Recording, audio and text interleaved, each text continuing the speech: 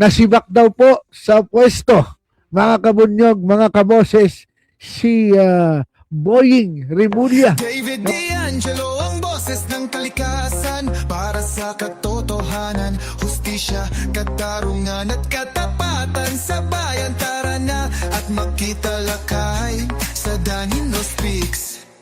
No, sabi dun sa post, sebak, mali pa spelling. Sebak sa pwesto, korte, hinatolan. Ba't ganun? Hinatolan. Diyos ko po, ano na lang kayo, magpe-fake news na, mali-mali pa.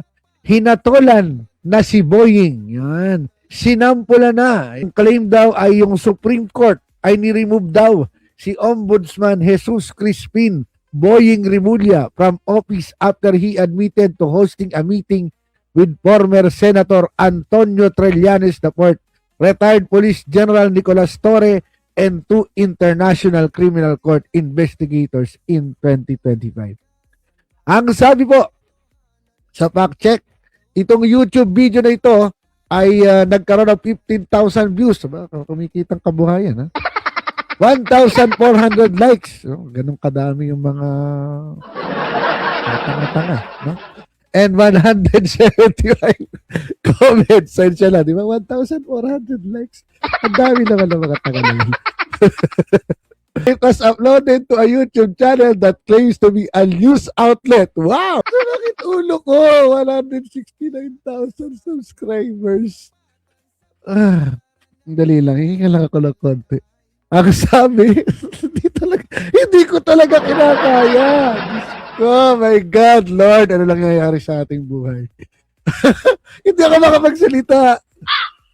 Ayan. Ang sabi, karma has caught up. You're in trouble, Boying. No escape. Huwag galing mag-English, ha? Removed from his post. A strict order from the Supreme Court has been signed. Pero ito kasuhan ng Supreme Court, di ba? Kasi parang perjury ito, contempt of court, no?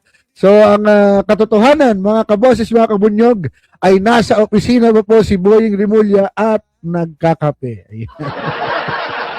Wala akong report na siya po ay natanggal. Isipin mo yun, di ba? Grabe talaga. Hindi ko talaga maintindihan.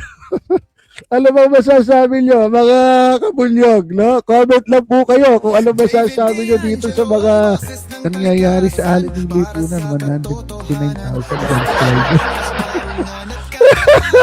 Hindi ko talaga, Diyos ko.